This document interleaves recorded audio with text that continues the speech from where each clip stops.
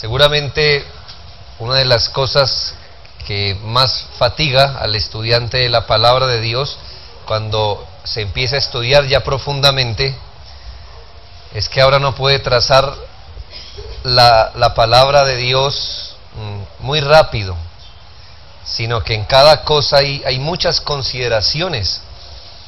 Ya no es tan fácil, no sé si le ha pasado, cuando tenía menos conocimiento usted respondía las preguntas más rápido y era más fácil. Ahora cuando le preguntan, te dices, espera un momento. ¿Por qué? Porque hay muchas consideraciones. Con razón el apóstol dice que trace bien la palabra de verdad. Es una línea que debe ser bien trazada. Y aquí hemos venido tratando el tema del cesacionismo. Hemos remarcado el ámbito donde el cesacionismo debe ser entendido. ¿Cuál es el ámbito? Pues el tema de la doctrina de la palabra de Dios, es decir, canónica. Fuera de este contexto, si queremos abordar el tema del cesacionismo, fuera del contexto de doctrina de la palabra, hemos dicho y hemos remarcado que posiblemente nuestras preguntas y hasta nuestras conclusiones pueden llegar a estar equivocadas. Se aprecia esto cuando el continuista quiere resolver los asuntos de los dones fuera del contexto de canónica. Entonces, él no quiere hablar de la palabra de Dios, de la suficiencia, no. Él quiere entender los dones afuera, ¿en qué tema? En el tema de la soberanía de Dios, de lo que Dios puede hacer. Claro, visto así, la pregunta por fuera del tema de la doctrina de la palabra es, ¿Dios puede dar dones? ¿Dios puede hacer milagros? ¿Dios puede usar a una persona para hacer milagros? En ese contexto, hermanos, la respuesta va a ser sí. Nuestra prueba ya lo ha hecho. Ya lo ha hecho. Sin embargo, como hemos dicho, la doctrina del cesacionismo debe ser entendida en el contexto específico. Sin embargo, un mal entendimiento de la doctrina del cesacionismo puede llegar a desembocar en un mal entendimiento de la soberanía de Dios. Hay errores si usted no cuida trazar bien la palabra del Señor. Un mal entendimiento de la doctrina del cesacionismo puede llegar a arrojar a conclusiones erróneas a un individuo. De hecho, eso también ya pasó en la historia de la Iglesia. Muchos individuos en la antigüedad han afirmado que Dios ya no interviene en las cosas que pasan en este mundo. Es lo que se conoce, o es una de las posturas del deísmo inglés. Una forma de deísmo. Ellos creen en Dios, al menos así lo afirman, pero ellos creen que Dios colocó leyes en el mundo, eso también lo creemos nosotros, pero que luego que el Señor crea el mundo y sus leyes, ha dejado este mundo a sus leyes y Él ya no se involucra directa ni personalmente en lo que ocurre en el mundo. Es decir, que todo lo que ocurre en el mundo puede ser explicado a la luz de las leyes naturales. Nosotros diríamos que en general muchas cosas ordinariamente lo podemos explicar a la luz de las leyes naturales. Sin embargo, hay otras que no pudiéramos explicar. Ellos también tienen una respuesta a esto. Ellos dicen, si hay algo que parece que rompe el orden natural, ni siquiera ahí podemos hablar de un milagro o que Dios intervino de forma personal. Seguramente estamos delante de una ley natural que todavía no hemos descubierto. Suena lógico, ¿no? Suena, digamos, racional. Y es así porque el deísmo tiene que ver con ese conjunto de doctrinas que nacen del racionalismo en su época. Entonces, entender mal la doctrina de la cesación de los dones de revelación y sus acompañantes, y llevar el tema de la cesación ahora al contexto de la doctrina de Dios. ¿Me hago entender? Teníamos el problema opuesto. El tema de la cesación, llevarlo a otros temas. Pero si usted toma el tema de la cesación y con ese se va y pisa los terrenos de la soberanía de Dios, entonces podemos llegar a conclusiones como que también ha cesado la intervención de Dios en su mundo. Es decir, ahí está el mundo, aquí está Dios, ya Dios ordenó esto, Él no se mete aquí. Hermanos, la doctrina de la cesación de los dones de revelación y sus acompañantes no debe ser llevado al campo de la soberanía de Dios de una forma tan liviana. Hemos de entender que en el caso de los dones extraordinarios, es Dios mismo quien en su soberanía fijó el propósito de los dones extraordinarios. Se nos acusa de que nosotros en nuestra teología estamos limitando el poder de Dios, que somos nosotros los que decimos, no, ya hoy Dios no da esos dones, como si nosotros pudiéramos decir lo que Dios puede o no puede hacer. El punto no es que nosotros hayamos limitado a Dios, el punto es que Él mismo fijó el propósito por el cual dio esos dones. Él mismo fijó el propósito, Él mismo amarró el propósito para dar dones y milagros. Es Él mismo en un ejercicio soberano, en ese aspecto específico de la revelación de Dios, tanto de Él como de su voluntad, que Él decidió ejercer su poder y su dominio con fines específicos sobre individuos específicos, con dones específicos, y esto es verdad. Aún cuando hablamos del cesacionismo o el continuismo, estamos hablando de un ejercicio de la soberanía de Dios, pero de la soberanía de Dios, la soberanía de Dios no es una cosa que se le sale de las manos a Dios, porque Él hace todas las cosas según el designio de su voluntad. Eso quiere decir que Él tiene un plan, y cuando decidió revelarse Él y su voluntad, Él tuvo un plan y ejerció su soberanía sobre ciertos individuos en ciertas épocas, con ciertos milagros, con ciertos elementos y recursos. Ahora, que esto sea verdad no significa que en su gobierno soberano no intervenga en su creación o esté impedido de conducir acontecimientos y usar recursos que Él mismo dispone para la consecución de sus fines. No estamos hablando de la cesación de la soberanía de Dios. Dios todavía actúa en su mundo. Dios dejó en su palabra el testimonio de lo que logró al dar dones diversos y tipos de milagros autenticadores. Y en cuanto a su soberanía, también por la palabra de Dios entendemos que Él aún sigue conduciendo todas las cosas por su poder para la consecución de los fines de su santo decreto. ¿Me hago entender? Ser cesacionistas, somos cesacionistas en el campo de la revelación especial. Nunca entendemos que el cesacionismo es entender la cesación de la soberanía de Dios. No.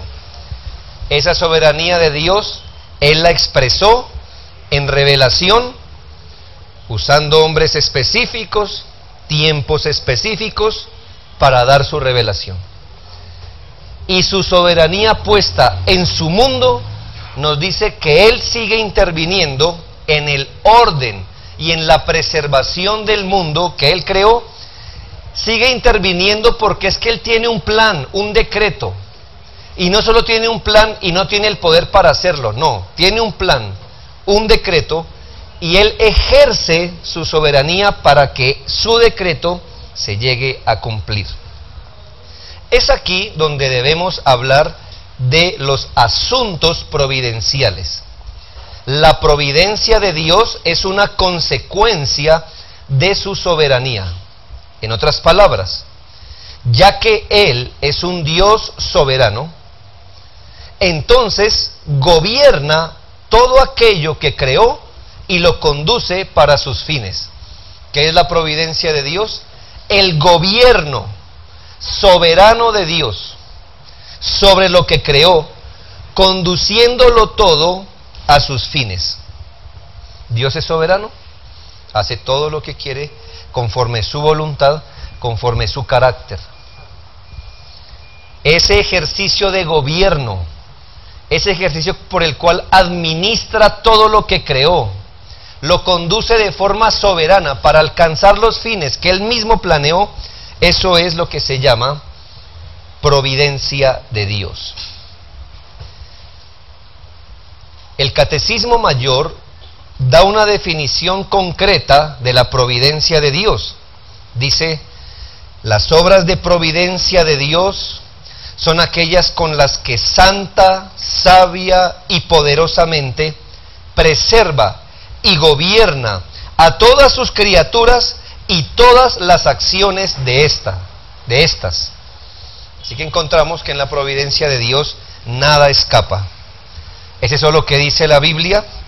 Por supuesto, textos que ya creo que usted y yo hemos repasado cuando tratamos de entender la soberanía de Dios. De Daniel 4:35, todos los habitantes de la tierra son considerados como nada, y Él hace según su voluntad. ¿Dónde? En el ejército del cielo, en los habitantes de la tierra. No hay quien detenga su mano y le diga: ¿qué haces? Ese es Dios, hace su voluntad. Esa es la soberanía y la ejecución de su providencia. Hechos 17, 24 al 28. El Dios que hizo el mundo y todas las cosas que en él hay, siendo Señor del cielo y de la tierra, ahí está su soberanía.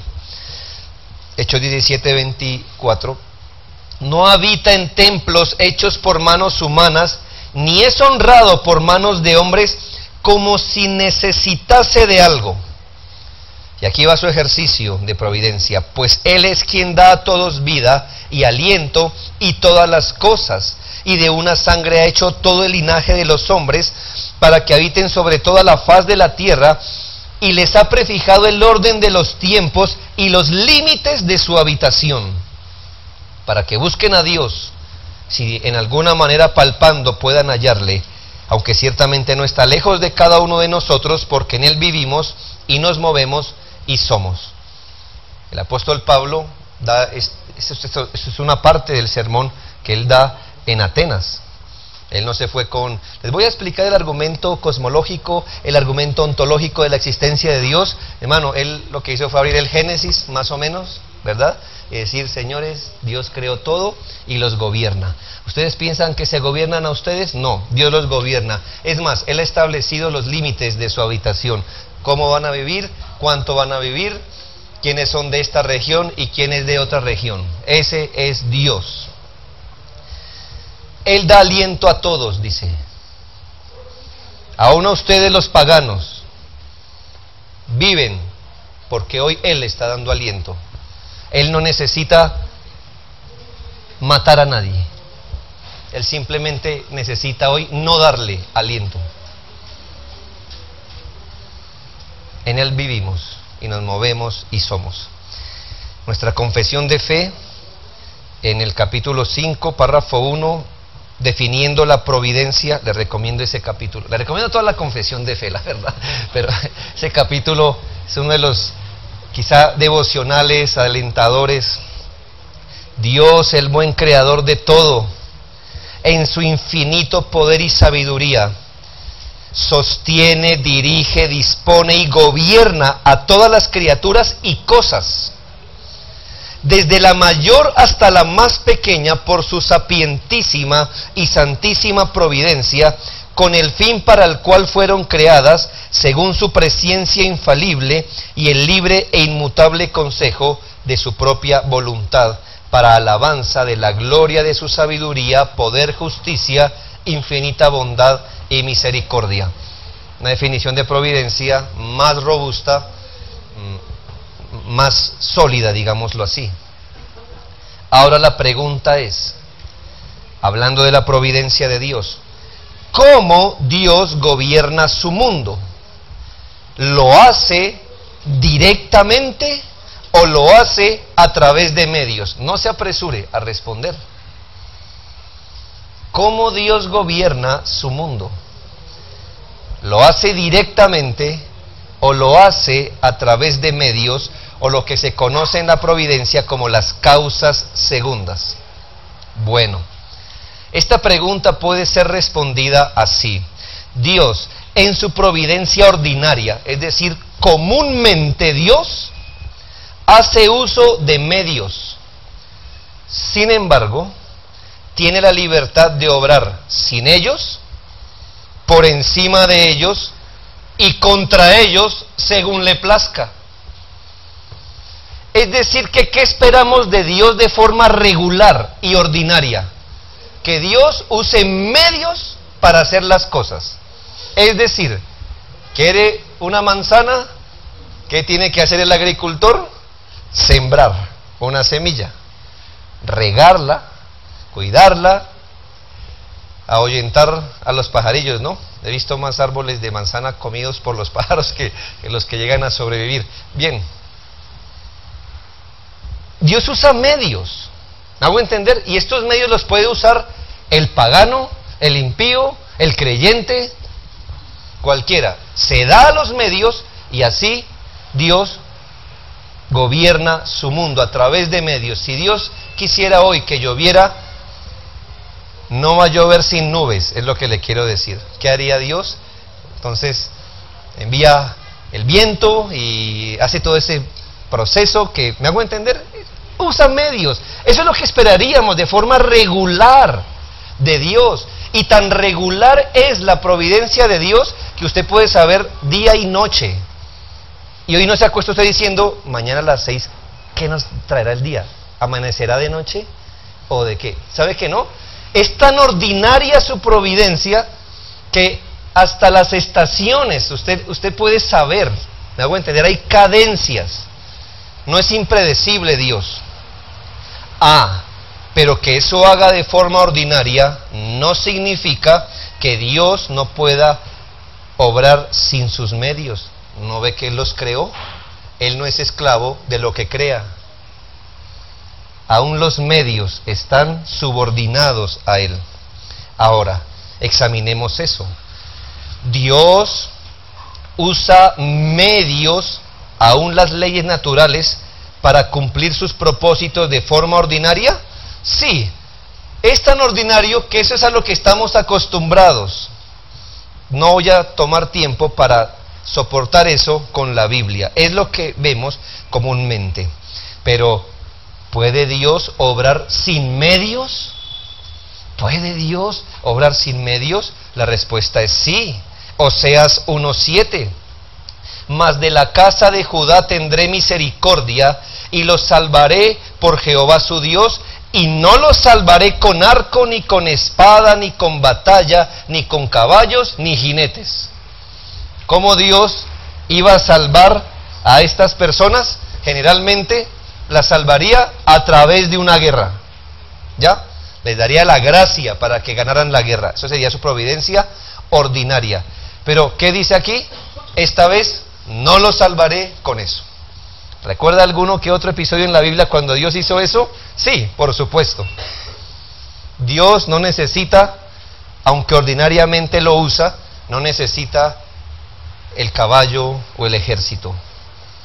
Dios puede usar el medio, pero puede no usarlo. Ahora, ¿puede Dios obrar por encima de los medios? Es decir, ¿puede Dios tomar algo que creó y usarlo aun cuando no sea lo que esperaríamos de ese medio? Es decir, por encima de lo que esperaríamos de los medios. Por supuesto, Romanos 4, 19 y 21. Y no se debilitó en la fe al considerar su cuerpo que estaba ya como muerto, siendo de casi 100 años, o la esterilidad de la matriz de Sara. Versículo 21, plenamente convencido de que era también poderoso para hacer todo lo que había prometido. Aquí que estamos hablando, ¿cuál es el medio natural de hacer venir un hijo al mundo? Pues papá y mamá. Pero en este caso, papá y mamá ya eran viejos. Y además de eso, la mujer era estéril. ¿Qué hizo Dios para traer a Isaac? Usó a papá y mamá, pero se fue por encima del medio, por encima de lo que esperaríamos encontrar. Ahora, ¿puede Dios obrar en contra de las leyes que Él creó? Piense, en contra, esto ya nos pone un asunto más complejo. El deísta o el liberal nos diría, no, Dios usa leyes, y si hay algo que parece que desafía una ley natural, es una ley natural que no hemos descubierto. Bien, eso suena lógico, pero el que no es bíblico. ¿Puede Dios obrar en contra de las leyes naturales? Segunda de Reyes 6:6. El varón de Dios preguntó, ¿dónde cayó el hacha? Y él le mostró el lugar. Entonces cortó él un palo y lo echó allí e hizo flotar el hierro. Es el mundo de Dios. Y si Él quiere que el hierro flote, flota. ¿Entiende? Es estar contra los medios. Ahora, tan bonito que íbamos hasta aquí, ¿no? Pero teníamos el asunto de... Hemos estudiado los milagros, ¿verdad? La palabra milagro, como se nos explicó el primer día, no la podemos definir nosotros. No podemos sacar nuestro diccionario mental, o cultural, o eclesial, y definir milagro como bien queremos. El milagro fue definido bíblicamente. El milagro es una señal que ratifica al hombre de Dios y su mensaje. Si hay preguntas, espero que esa no sea una. Eso debió quedar muy claro desde el primer día. Un milagro es una señal que ratifica al hombre de Dios y su mensaje. Es decir, cuando Dios quería decir, este es un hombre de Dios que trae un mensaje venido de mí, ¿qué hizo? Bueno, allí le permitía a un hombre hacer milagros. Sin embargo, cuando se habla de la intervención providencial de Dios en un asunto, es decir, cuando Dios decide obrar sin medios, por encima de los medios o contra los medios, según le place, ¿sabe que la Biblia es cuidadosa en el lenguaje que usa? Y estos asuntos no reciben la misma designación. No estoy diciendo que nunca le llamen milagro a eso. Estoy diciendo que se va a cuidar demasiado, como en lo que usted acabó de leer. Va a decir que Dios es poderoso para hacer tal cosa, o que Dios hizo tal cosa, pero se va a cuidar en el lenguaje. La verdad, la mayoría de veces, estos asuntos providenciales no reciben ningún nombre específico. Simplemente se describe en la Biblia lo que Dios hizo y no se les da ningún nombre. En general, digo, en general. Y esto es una buena lección para nosotros, ¿sabe? ¿Por qué? Porque nuestra cultura y nosotros mismos en nuestro lenguaje hemos incorporado la palabra milagro para todo aquello que desafía nuestro entendimiento de algo. Pero ya hemos entendido que la palabra milagro fue usada para algo específico, y para nuestro bien es mejor, y nuestro entendimiento es mejor, que la palabra milagro la dejemos en el tema de la doctrina de la palabra, para designar lo que hacían hombres escogidos por Dios para traer revelación al pueblo de Dios. Y aunque nos parezca un poquito más largo, es mejor decirle a esos milagros, como que usted hubiera visto que el hierro flotó, es mejor llamarle a eso un asunto providencial de Dios, para no confundir las cosas, para no pensar en canónica cuando no deberíamos estar pensando. Debemos advertir el uso bíblico de la palabra milagro y el uso general de la palabra milagro. Yo sé que, y yo tampoco estoy diciendo que sería un completo error usar la palabra milagro cuando Dios obra sin medios, por encima o contra los medios.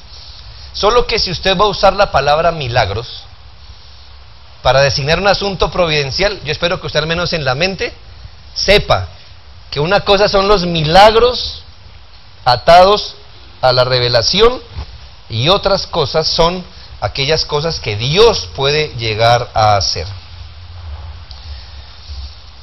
Pero aquí vamos a usar la palabra asuntos providenciales, y si por algún asunto me traiciona la cultura y le llamo milagros a eso, ya usted me entiende la diferencia. No estoy hablando de canónica, sino de asuntos providenciales, intervenciones divinas, cuando Él obra sin medios, por encima o en contra de los medios. Ahora, ¿cuáles son las fuentes de las intervenciones providenciales de Dios? ¿Cuáles son las fuentes de las intervenciones providenciales de Dios? La primera fuente de una intervención providencial de Dios es su soberana voluntad. Por supuesto que Él hace todas las cosas según el designio de su voluntad, que nadie le resiste, que nadie puede resistir que Él lleve a cabo sus planes. En palabras del Salmo 115, versículo 3, dice: nuestro Dios está en los cielos, todo lo que quiso ha hecho. ¿Ve de dónde surgen las cosas providenciales? ¿De dónde? De la soberana voluntad de Dios. Es decir, el asunto es tan sencillo como si Él quiere hacer algo, ¿qué hace? Pues lo hace. ¿En dónde? En los cielos, en la tierra. En la oración conocida como el Padre Nuestro, el Señor nos enseñó a dar por sentada esta verdad, es más, a pedirla. Venga tu reino, hágase tu voluntad, como en el cielo, así también en la tierra. Esta frase asume demasiado y tiene que ser así. ¿Qué está asumiendo? Que Dios tiene el control, que en el cielo se hace exactamente la voluntad de Dios. Ah, bueno, ¿y qué rogamos? Que en la tierra se haga exactamente como se hace en el cielo. Esta es la primera fuente de la intervención, las intervenciones providenciales de Dios. La segunda fuente de una intervención providencial de Dios es las respuestas a las oraciones según la voluntad de Dios. No nos vamos a despegar de eso. Claro, Dios puede intervenir providencialmente en su creación como producto de la oración. La respuesta es sí, sí, pero según su voluntad. La respuesta es sí, pero no sí a secas, sino sí, según su soberana voluntad. Es precisamente el caso que vemos en Santiago 5, 14 al 16. ¿Está alguno enfermo entre vosotros? Llame a los ancianos de la iglesia y oren por él, ungiéndole con aceite en el nombre del Señor. Y la oración de fe salvará al enfermo, y el Señor lo levantará. Y si hubiere cometido pecados, le serán perdonados. Confesaos vuestras ofensas unos a otros, y orad unos por otros para que seáis sanados. La oración eficaz del justo puede mucho. Por supuesto que este no es el único texto que nos va a hablar Y este texto nos toca analizarlo con la demás Biblia, pero al menos su contenido da mucha luz, muchas cosas importantes. No podemos estudiar el texto a profundidad, pero aquí se nos está dando el indicativo, la orden, cuando un creyente tiene una enfermedad prolongada. ¿Y por qué le digo eso? Si usted estudiara las palabras del texto, va a saber que esa enfermedad de la que se habla ahí no es la gripa, el dolor de espalda, la rodilla o la migraña. No. Son enfermedades largas y penosas. ¿Por qué lo sabemos? Porque dice, llame a los ancianos de la iglesia y oren por él. Las palabras usadas es algo así como, vayan y párese el anciano en la cabecera de su cama. Lo cual que asume que es que aquí tenemos un hombre postrado, que no es cualquier cosa. Pero ¿cuál es el indicativo? Mi punto es, ¿cuál es el indicativo para la iglesia cuando alguien está enfermo de esta manera? No dice, llamen a los del don de sanidad. Sería fácil, ¿no? Pues si se está enfermo, pues llame al que tiene el don para que lo sane. ¿Qué dice? ¿Alguno está enfermo? Llame a los ancianos. Ah, ¿por qué? ¿Porque ellos sí lo pueden sanar? No, para que ellos oren. Para que oren. ¿Cuál es el punto? Llámenlos. Para que esta persona que ha estado lejos de la comunión de la iglesia, gracias a una enfermedad prolongada, tenga esa oportunidad de estar en la comunión y el Señor les escuche. Ah, hermanos, y dice que el Señor levantará al enfermo. Por supuesto, hermanos, que este texto no está solito en la Escritura. El Señor salvará al enfermo, sanará al enfermo, si esa es su voluntad. Lo que sí nos dice es que la oración debe ser con fe. Hermanos, pero esto no es una doctrina nueva, porque el que se acerca a Dios debe creer que le hay y que Él es galardonador. Es más, cualquier oración sin fe, no importa si es por un enfermo o por lo que sea, no es agradable a Dios. Así que aquí nos están enseñando un gran principio. La oración por un enfermo debe ser con fe, las demás no. No, es lo mismo que nos dice la Escritura siempre. Oren con fe. El Señor hará su voluntad. ¿Y qué pasa cuando son enfermedades menores, cosas menores? Que dice el versículo 16, oren unos por otros para que sean sanados. Ya que no hay necesidad de llamar al anciano, ¿ve? Si son asuntos cotidianos, normales, oren unos por otros para que sean sanados. Otra vez, hermano, si es la voluntad de nuestro Señor. Pero aquí, ¿cuál es el punto? Si es voluntad de Dios sanar a una persona, Él intervendrá con los medios, es decir,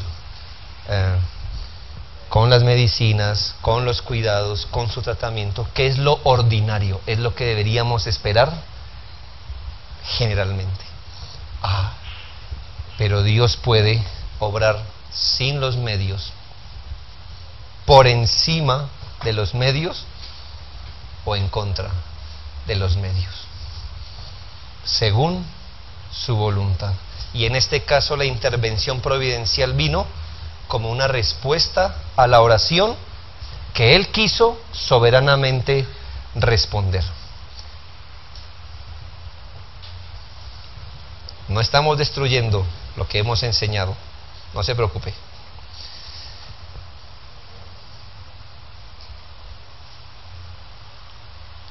¿Sabe? En todo buscamos la voluntad de Dios. No es derecho de ningún creyente, ni siquiera un derecho si ora, ser librado de una aflicción o una enfermedad. Prueba bíblica, el apóstol Pablo.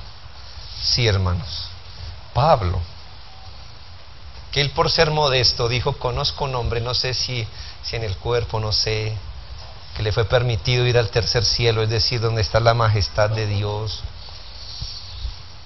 Eso sí, no se le permitió venir aquí a hablar de lo que vio allá arriba. Ese hombre, que si le recuerdo, Eutico se cayó y murió de un tercer piso. El hombre que Dios usó para levantar a ese hombre.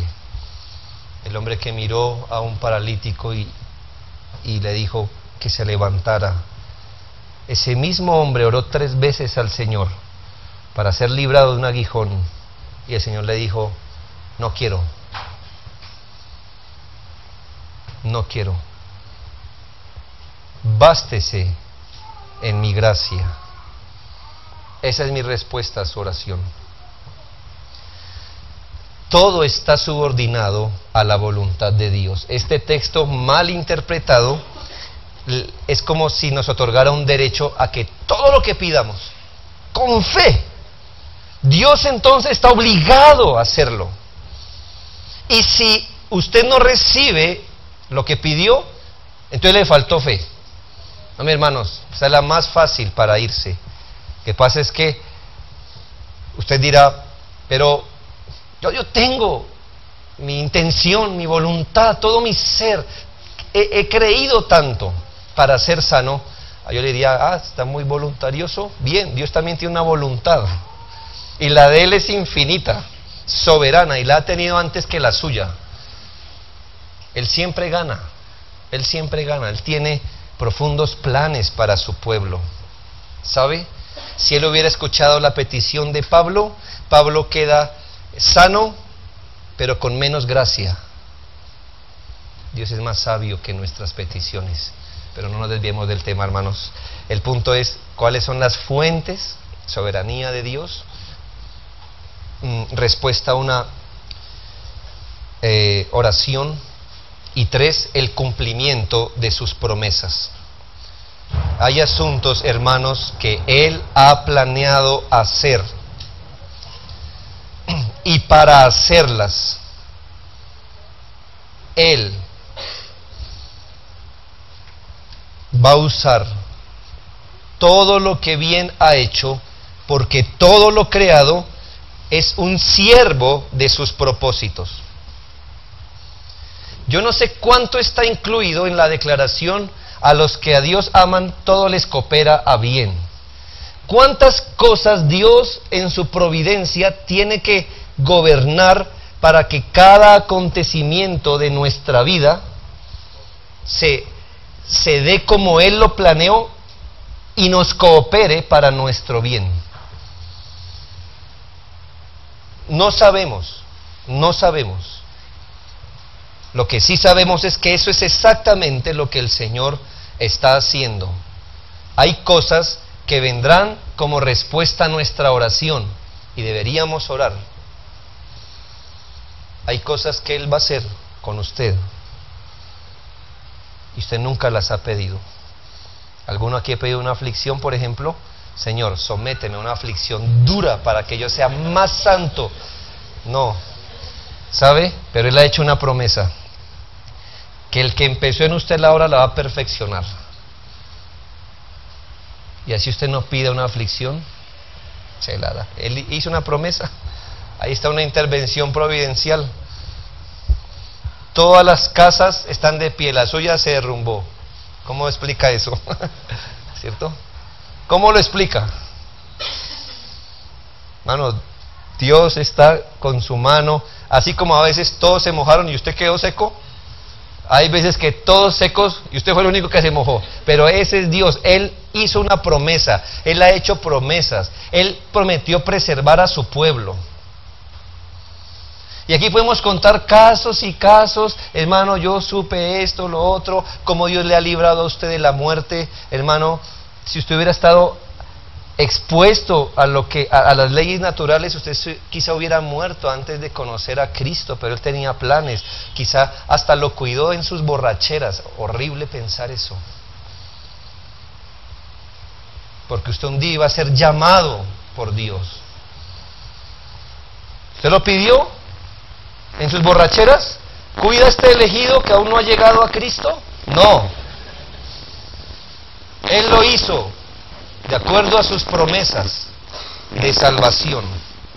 Este es Dios. Ahora, la pregunta oficial cuando se tocan el cesacionismo: entonces, ¿creemos que Dios hoy hace milagros? Bueno, y esta es la importancia de nuestras definiciones, porque de una manera pudiera decirle que no, y de otra manera pudiera decirle sí. Ahí está el valor de las definiciones. No como producto de dones, no como medios revelatorios y confirmatorios de la voluntad de Dios, no por la intervención de un individuo dotado de algún tipo de unción especial. No, no y no. Y no porque yo limite a Dios, sino que es por lo que Él nos ha dicho que ha querido hacer en su palabra. De tal forma que, por ejemplo, hoy día, si alguien está enfermo y un hermano va a visitarlo y el hermano ora por él y el Señor levanta al enfermo, la persona no debería decir: uy, tengo como el don de sanidad. O el enfermo pudiera decir: el hermano tiene el don, llámenlo siempre que estén enfermos, que bendito cuando él ora. No, mi hermano, en ese sentido no. Milagros relacionados con dones y personas cesaron. Hoy ningún milagro, vamos a usar el término milagro en la forma general, tiene relación con individuos específicos, dotados o ungidos de forma especial. ¿Creemos que Dios hace milagros hoy? No, si así me define milagro o si así piensa. Sí, si lo que pensamos es en intervenciones providenciales, soberanas y misteriosas que pertenecen al decreto de Dios. Sí. Ahora, ¿a usted le parece que yo abrir aquí la puerta? Porque aquí ahora entonces cabe de todo. Déjeme hacerle unas aclaraciones para puntualizar esto. Un milagro, definido como asunto providencial, es ocasional, especial y esporádico. Por eso, milagro. Si hablamos de milagros diarios, si hablamos de milagros continuos, entonces estamos hablando de un ejercicio de providencia ordinaria. Y si hay milagros todos los días, es lo mismo que decir que no hay milagros. ¿Sí me hago entender? Si es común, entonces ya no es milagro. Ya no es milagro.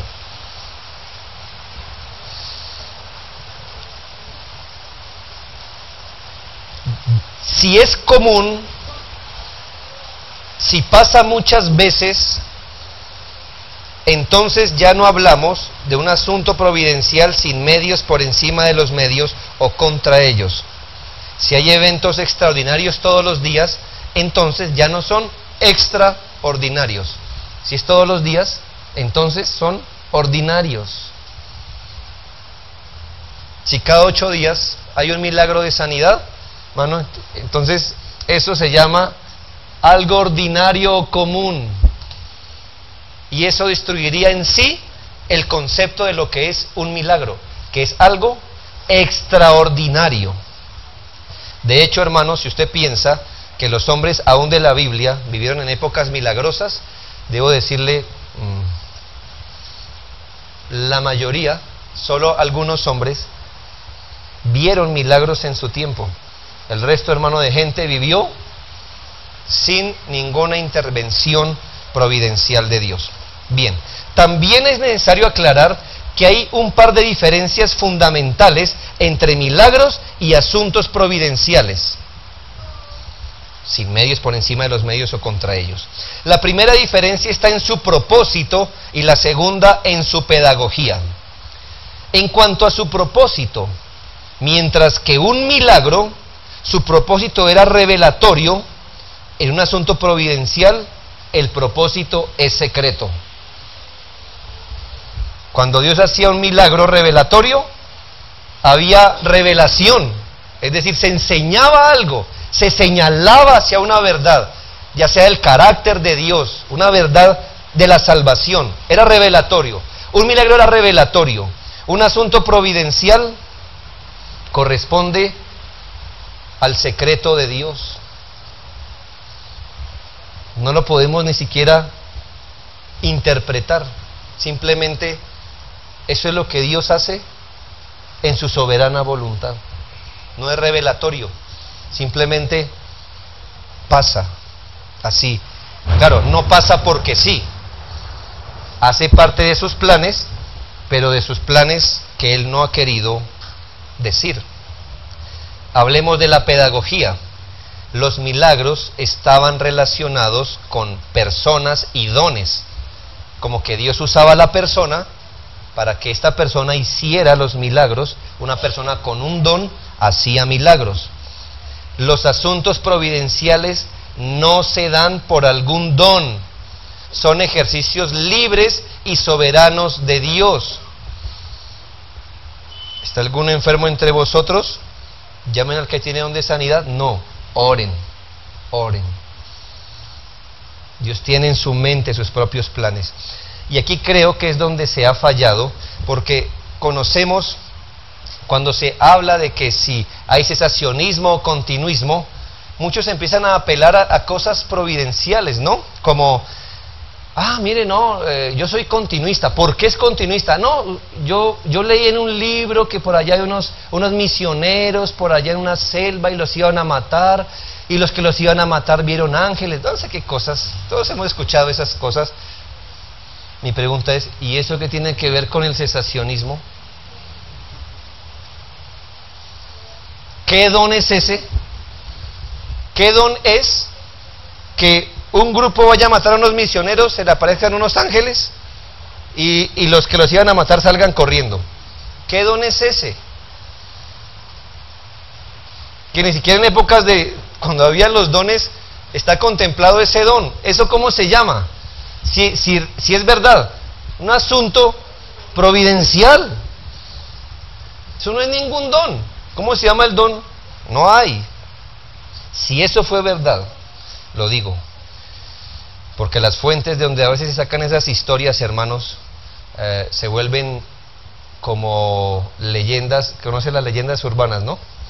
A todos le han contado la persona que se despierta en una bañera con un riñón por fuera. ¿Sí? ¿Te acuerdas? Entonces, todos lo sabemos, a todos, yo conozco la historia. ¿Quién se la contó? Todos tenemos a alguien que la contó, pero nadie da razón de quién fue realmente. Son leyendas urbanas. En el Evangelio tenemos nuestras leyendas, ¿sabe? Los misioneros que van a hacer misiones, que no saben el idioma de la gente a donde van, y ellos resultan hablando en la lengua, el dialecto de las... todos lo hemos escuchado. ¿Quién fue el de ese? No sabemos quién es, todo el mundo lo asume como cierto. ¿Sabemos quién fue? No sabemos, quizás no. ¿Me hago entender? El punto es este. Ahí es donde hemos fallado. Ahora, es natural, mi tercera aclaración, que si el propósito, que si los milagros tenían un propósito de certificar la revelación especial, luego que el propósito se cumple, es lo más natural que las acciones milagrosas se reduzcan dramáticamente en el mundo de Dios. Es muy natural que eso pase, ya que esos asuntos venían amarrados más bien con el fin de revelar en última instancia a Cristo y su Evangelio. Es muy natural que aún los asuntos providenciales se reduzcan de forma dramática, no porque Dios haya dejado su mundo a la deriva, sino porque hoy, según Pedro, estamos en una época donde la pedagogía divina es hacer todo para salvación. ¿Por qué no ha venido el Señor? Porque aún no todos los elegidos han venido a Cristo.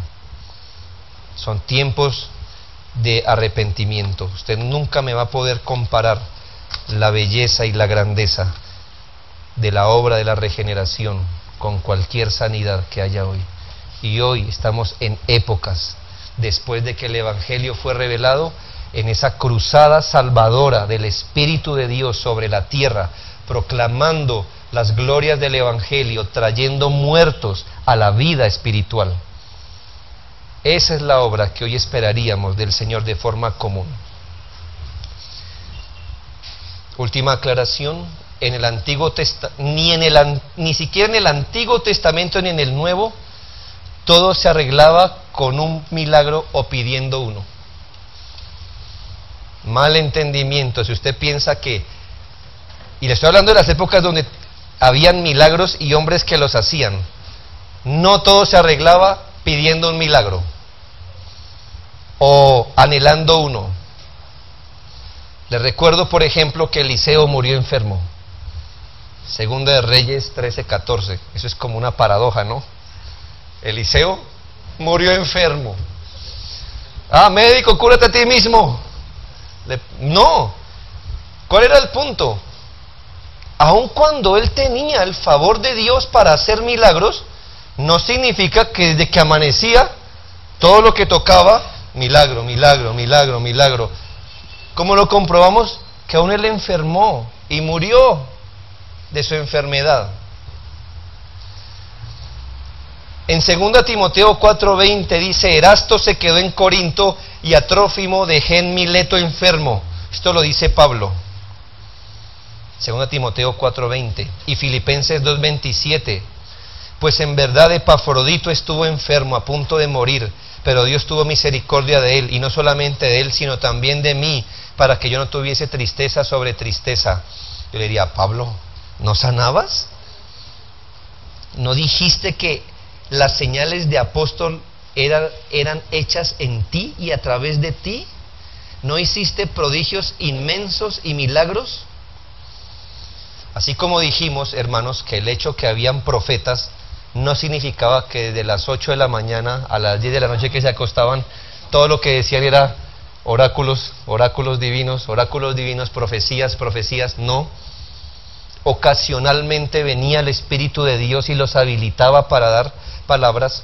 Así también, hermanos, ni siquiera los apóstoles amanecían con todo el poder entre las manos, y todo lo que tocaban, absolutamente todo, era un milagro, y entonces tan así que ni siquiera vivían a la luz de los medios ordinarios. No, ni siquiera nuestro Señor Jesucristo lo hizo. 2 veces nos dice el Evangelio que multiplicó el pan, 2 veces. Del resto, ¿cómo hacía para comer?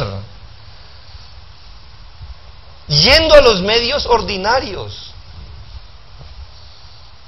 No piense que el Señor cada día ponía la mano para que estuviera el desayuno. Lo digo con reverencia, me hago entender, pero a veces pienso que eso es lo que piensan los creyentes, que como todos teníamos al maestro que multiplicaba el pan, para el Señor era fácil. Señor, el desayuno. No era así, no era así. Ni siquiera en esas épocas, ni siquiera con el Señor. Que sepamos, Él caminó una sola vez por el agua. Del resto, ¿cómo pasaba el agua? En una barca, hermanos. Así que ni siquiera en las épocas de milagros la gente vivía a la luz de los milagros, ni esperando uno, ni pidiendo uno. ¿Por qué lo digo, hermanos? Porque decir que no negamos las actuaciones providenciales de Dios puede parecer que estamos diciendo: hermanos, entonces, ya que Dios no está limitado, pide tu milagro y tus milagros diarios y anda a la luz. Cualquier cosa que no puedas resolver, pide el milagro. Estás enfermo, pide el milagro. Se te acabó el dinero, pide el milagro. Todo, pide el milagro, pide el milagro. Así razonamos nosotros. Y yo le diría, ni siquiera cuando había milagros operativos con gente elegida por Dios, ni siquiera el milagro fue la regla. La regla era andar en lo ordinario. Y por último, déjenme dar esta parte devocional. Entonces, ¿cómo razona el Nuevo Testamento a la luz del gobierno y dominio de Dios? Tenemos creyentes que han entendido la Escritura como usted y yo la estamos entendiendo. Sabemos que Dios levantaba a ciertas personas para traer la palabra de Dios, que hacían milagros. Sabemos que Dios gobierna todo su mundo y que puede intervenir providencialmente. ¿Cómo vivían ellos con esa información junta, sin traicionar lo uno o lo otro? Los creyentes del Nuevo Testamento no se lanzaban a pedir milagros por doquier, por todo y en todo problema, ni aun cuando sus vidas estaban en peligro. Si usted asume que la iglesia, ya que tenía operativo diferentes tipos de dones y de milagros, razonaba que cada vez que había un problema o aún tenían peligro de morir, siempre pedían intervenciones providenciales de Dios para ser librados. Cada vez que había una escasez, pedían que se les multiplicara el pan, o que se les abriera el mar, o cada vez que se moría un hermano en la iglesia, pedían milagrosamente que se resucitara el muerto. Está en un error. Cuando la iglesia de Jerusalén tuvo escasez, ¿qué hizo la demás iglesia? Señor, abre los cielos y envíales pan que sobreabunde. No, ¿sabe qué hizo la iglesia? Se reunieron en las iglesias locales y enviaron una ofrenda para ellos. ¿Sí nota? No pidieron, Señor, hazles el milagro como tú lo hiciste en el Éxodo. No, ellos ni siquiera andaban a la luz de eso.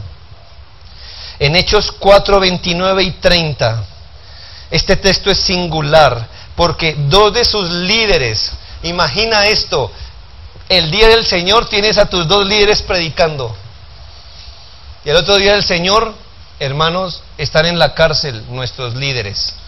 ¿Cómo pondría eso a una iglesia local? Fuerte. Sus dos líderes son amedrentados y dicen no vuelvan a hablar en nombre de Cristo. ¿Sabe? Cuando sus líderes fueron a la iglesia y comentaron, hay una de las oraciones más preciosas en la Biblia para que usted entienda la teología que tenía la gente del primer siglo. Todavía estamos muy pequeños a la luz de su teología, pero entre su oración dice, versículo 29, y ahora, Señor, mira sus amenazas y concede a tus siervos, ¿qué? No lea todavía. Señor, mira las amenazas que le han hecho a nuestros líderes, concede a tus siervos, ¿qué hubiéramos hecho nosotros hoy? ¡Que sean librados! Escuche, y concede a tus siervos que con toda valentía hablen tu palabra, mientras extiendes tu mano para que se hagan sanidades y señales y prodigios mediante el nombre de tu santo Hijo Jesús. Mi pregunta es, si sabía que sobraban milagros, ¿por qué no los pidieron para ser librados? Porque ellos entendían que los milagros tenían que ver con revelación. Para los demás asuntos, oren a Dios y anden en lo natural. El Señor les dijo, el mundo se va a poner adverso, eso no va a cambiar. Entonces nunca oren pidiendo lo contrario, oren pidiendo valentía para predicar en un mundo fuerte. ¿Sí ve cómo razonaban ellos? Hechos 27, 21 nos muestra que aun cuando Dios promete algo, y aun si en sus planes estuvieran los recursos divinos de una intervención providencial, nosotros deberíamos acogernos a los medios ordinarios. Hechos 27, 21, entonces Pablo, como hacía ya mucho que no comíamos, él está yendo a Roma, ¿recuerda? En una barca. Puesto en pie en medio de ellos, dijo, habría sido por cierto conveniente, oh varones, haberme oído, y no zarpar de Creta tan solo para recibir este perjuicio y pérdida. Pero ahora os exhorto a tener buen ánimo, pues no habrá ninguna pérdida de vida entre vosotros, sino solamente de la nave. Porque esta noche ha estado conmigo el ángel de Dios, de quien soy y a quien sirvo, diciendo: Pablo, no temas. Es necesario que comparezcas ante César, y he aquí, Dios te ha concedido todos los que navegan contigo. Se le apareció el Señor Jesús, diciéndole: tranquilo, Pablo, ni usted ni los de la barca van a morir. Por tanto, oh varones, tened buen ánimo, porque yo confío en Dios que será así como me ha dicho. Con todo, es necesario que demos en alguna isla. ¿Cómo hubiera razonado hoy el carismático promedio? Dios nos hizo una promesa, ¿no? Sigamos remando, mar adentro. Dios dijo que los iba a librar, sí, pero Pablo dijo: ya que Él nos va a librar, vamos a la isla, acerquémonos a la isla. ¿Me hago entender? Y aún más, versículos 33 y 34. Como comenzó a amanecer, Pablo exhortaba a todos a que comiesen, diciendo: es el 14º día que veláis y permanecéis en ayunas sin comer nada. Por tanto, os ruego que comáis por vuestra salud, pues ni aun un cabello de la cabeza de ninguno de vosotros perecerá. Yo diría: pues si ninguno de sus cabellos iba a perecer, ¿para qué comemos? Dios prometió que nos iba a salvar, ¿no? Sí. Que ningún cabello iba a perecer, sí. ¿Pues para qué comemos? No, así no razonaban ni siquiera los apóstoles. ¿Ve cómo ellos miraban los asuntos providenciales? Creían en ellos, por supuesto, pero no los asumían ni los andaban pidiendo como el resuelve todo. Nunca. Si así era en épocas de los milagros y dones, ¿cómo deberíamos vivir ahora que han cesado? Y por último, hermanos, Romanos 15, 30 al 32. Pero os ruego, hermanos, ¿quién habla aquí? Pablo. Os ruego, hermanos, por nuestro Señor Jesucristo y por el amor del Espíritu, que me ayudéis orando por mí a Dios, para que sea librado de los rebeldes que están en Judea, y que la ofrenda de mi servicio a los santos en Jerusalén sea acepta, para que con gozo llegue a vosotros por la voluntad de Dios, y que sea recreado juntamente con vosotros. Qué humildad, hermanos, con alguien que fue en visión al cielo, que hacía milagros, que resucitó un muerto, el que le dijo a la iglesia: oren por mí, por el amor de Dios, oren por mí, para que sea librado de mis enemigos y pueda servir mejor a Dios. ¡Qué humildad! No reprendió, no ató, no reclamó, no exigió un milagro, no presionó un milagro. Le dijo a la iglesia: oren, es lo único que les pido, oren, oren. Y si Dios quiere, me librará. Y si Dios quiere, seré útil entre ustedes. Oren, oren por mí a Dios. ¿No creía en la soberanía de Dios? ¿No creía en los milagros? Dios lo usó para hacer eso, pero ni siquiera en el primer siglo se andaba asumiendo o pidiendo o andando a la luz de los milagros. Así deberíamos pensar siempre, y dejar de andar pidiendo milagros, intervenciones, prodigios, que lo que hacen es menoscabar nuestra vida de fe y dependencia real a nuestro Señor. Hermanos, muchas gracias por su paciencia. Esperamos haber sido claros en lo que se pudo, y que el Señor prospere su palabra en nuestros corazones. Oremos brevemente.